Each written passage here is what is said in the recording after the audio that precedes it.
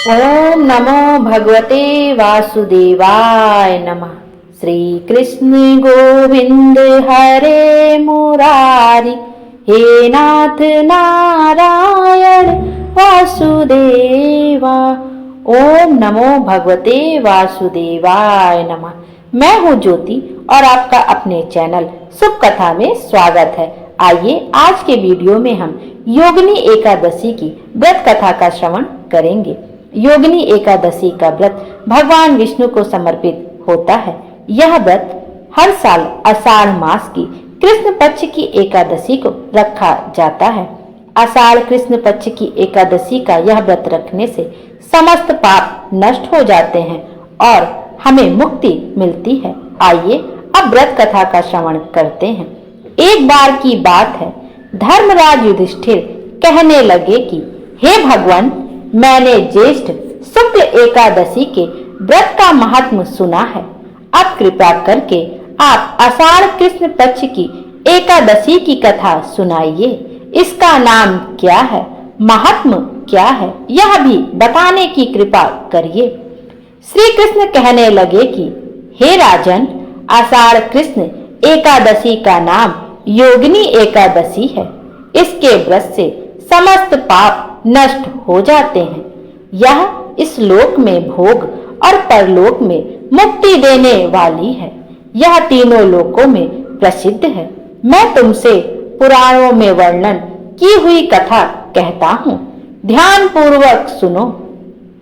स्वर्ग धाम की अलकापुरी नामक नगरी में कुबेर नाम का एक राजा रहता था।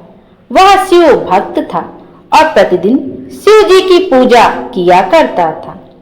हेम नाम का एक माली पूजन के लिए उसके यहाँ फूल लाया करता था। हेम की विशालाक्षी नाम की एक सुंदर स्त्री थी। एक दिन वह मानसरोवर से पुष्प तो ले आया, लेकिन कामासक्त होने के कारण वह अपनी स्त्री से हास्य विनोद तथा रमण करने लगा। इधर राजा उसकी दोपहर तक राह देखता रहा।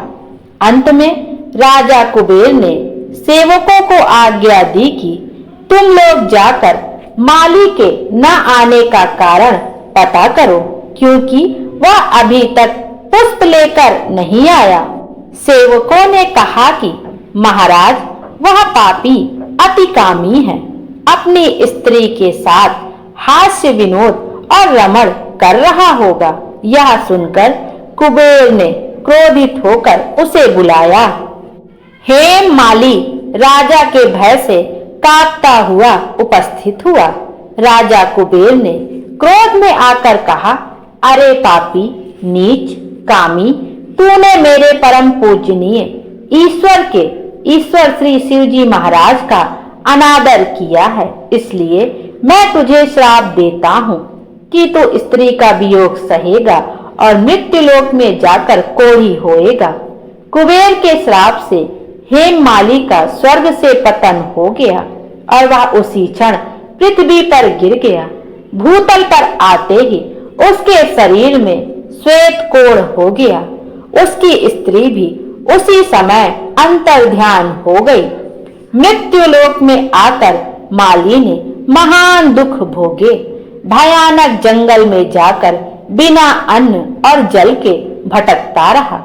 रात्रि को भी निद्रा भी नहीं आती थी, परंतु शिव जी की पूजा के प्रभाव से उसको पिछले जन्म की स्मृति का ज्ञान अवश्य रहा। घूमते घूमते एक दिन वह मार्कंडेय ऋषि के आश्रम में जा पहुंचा।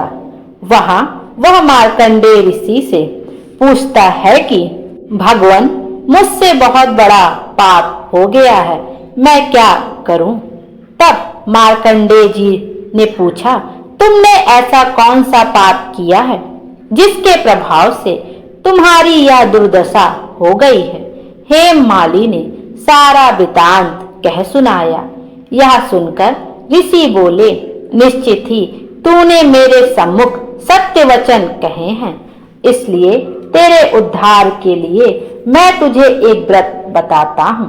यदि तू आषाढ़ मास के कृष्ण पक्ष की योगिनी नामक एकादशी का विधि पूर्वक व्रत करेगा तो तेरे सब पाप नष्ट हो जाएंगे। यह सुनकर हेममाली ने अत्यंत प्रसन्न होकर मुनि को साष्टांग प्रणाम किया। मुनि ने उसे स्नेह के साथ उठाया। हेममाली ने मुनि के कथानुसार विधि पूर्वक योगिनी एकादशी का व्रत किया। इस व्रत के प्रभाव से अपने पुराने स्वरूप में आकर वह अपनी स्त्री के साथ सुखपूर्वक रहने लगा।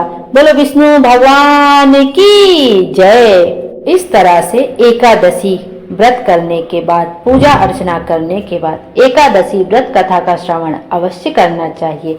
इससे भगवान विष्णु की कृपा प्राप्त होती है।